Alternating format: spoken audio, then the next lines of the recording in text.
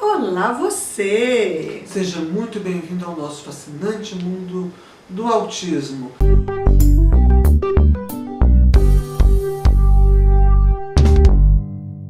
Aproveita que você está aí, se inscreve no canal, dá o seu like e compartilhe. O que a gente tem para hoje? Pois é, hoje a gente tem uma sugestão da Simone Fiorito. Ela é uma internauta e ela perguntou assim, como que o autista adulto ele faz para tentar se autorregular em alguns lugares que podem ser insuportáveis, mas que fazem parte da rotina de qualquer adulto. E a gente, autistas, nós somos pessoas, né? Então, por exemplo, bancos, hospitais, lojas, lugares assim.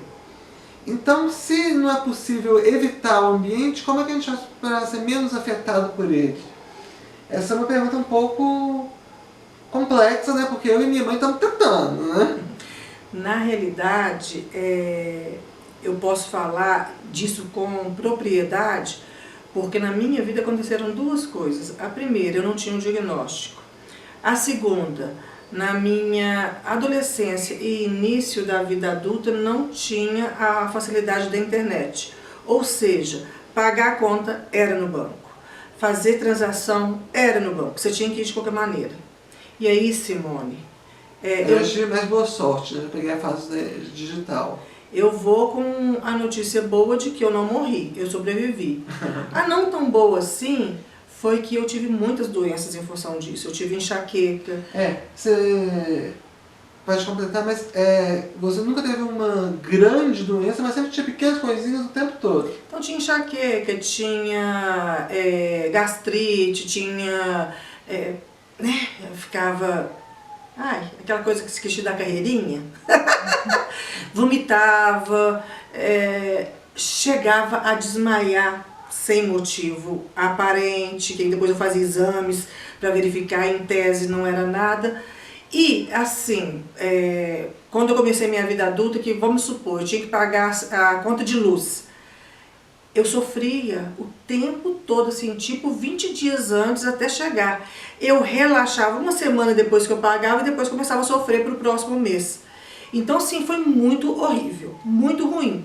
Depois do diagnóstico, como que eu faço, já conhecendo que eu tenho que me autorregular mesmo? Então, por exemplo, hoje em dia, o celular é um aliado.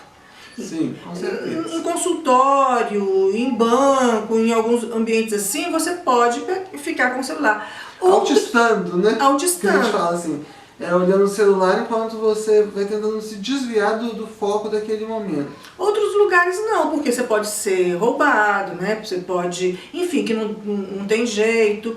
E aí, uma técnica infalível que a gente tem que usar sempre é respiração.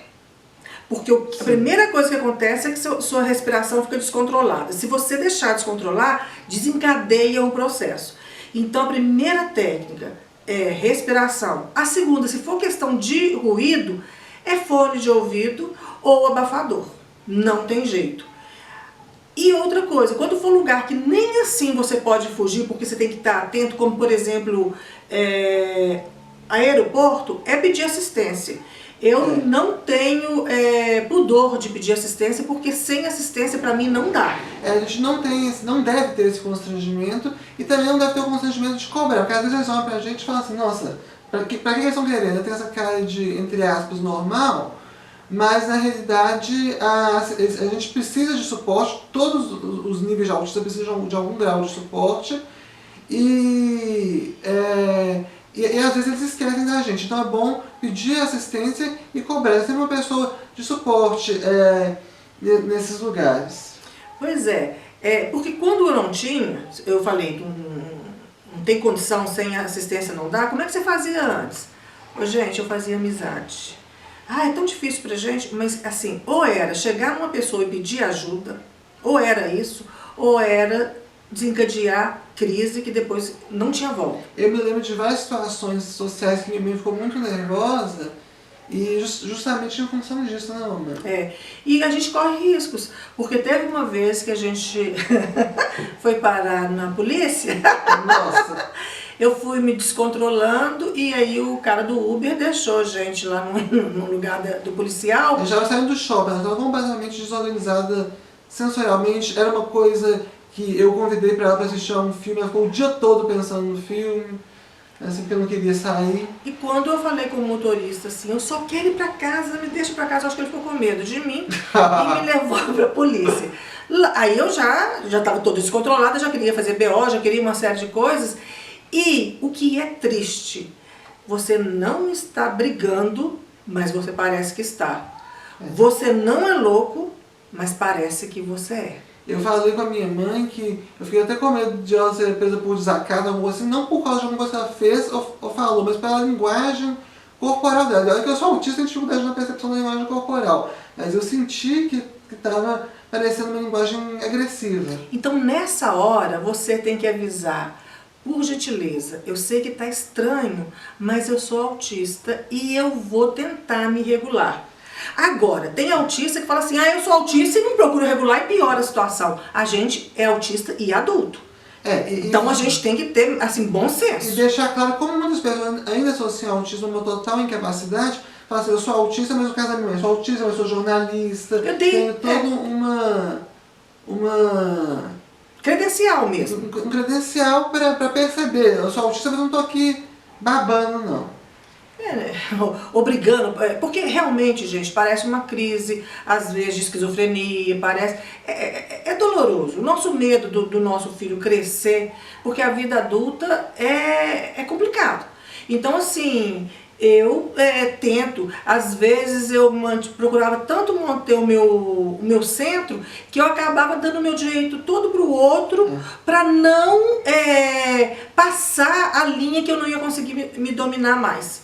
O que também não é bom, Então, na realidade, a grande resposta para tudo é o autoconhecimento. Você sabendo o seu limite, você sabendo o que é gatilho para você transpor esse limite, você deve evitar. É igual se você soubesse assim, eu tenho enxaqueca por causa de cheiro de perfume. Então, é inevitável, eu estou sentindo um cheiro, já tomo um remédio antes, para não desencadear a enxaqueca terrível.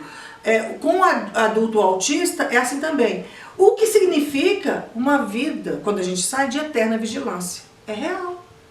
Por isso... a gente não pode ligar o piloto automático. Claro que às vezes a gente tem o shutdown, que é aquela situação que você fica meio aéreo do ambiente. A gente tem isso tudo. Mas a gente tem que se preocupar em manter-se atento, em tomar consciência mesmo do momento. E como que a gente faz isso? A respiração, como a minha mãe falou, é muito importante.